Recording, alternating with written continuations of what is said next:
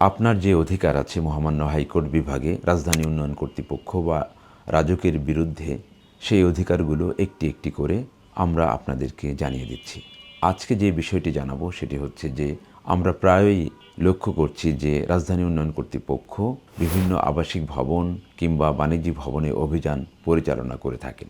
অভিযান পরিচালনা করার পর কোনো কোনো ভবন বন্ধের নির্দেশ দেন, কোনো কোনো ভবন ভাঙার নির্দেশ দেন, কোনো কোনো ভবনের ব্যবহার বন্ধেরও নির্দেশ দেন।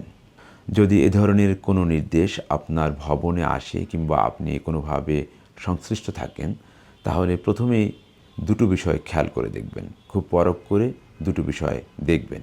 একটি হচ্ছে যে যদি এই ভবনটির ব্যবহার বন্ধের নির্দেশ দেয়, তাহলে অবশ্যই যে দখলকার আছে অথবা মালিককে 6 মাসের সময় দিতে হবে এই আদেশ কার্যকর করার আগে।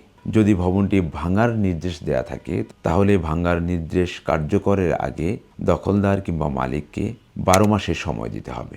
যদি 12 মাসের সময় না দেয়া হয় ভাঙার ক্ষেত্রে, ব্যবহার বন্ধের ক্ষেত্রে 6 মাসের সময় না দেয়া হয়, তাহলে আপনি মহামান্য হাইকোর্ট বিভাগে এর প্রতিকার চাইতে পারবেন। তার আগে রাজধানী উন্নয়ন কর্তৃপক্ষে যদি অল্টারনেটিভ কোনো রেমেডি থাকে, সেটি এক্সস্ট করে আপনাকে মহামান্য হাইকোর্ট বিভাগে আসতে হবে এবং আসলে পর আপনি আপনার যে অধিকারটি 6 মাসের অধিকার এবং 12 মাসের অধিকার, সেই অধিকারগুলো আদায় করতে পারবেন, সেই অধিকারটি পেতে পারবেন।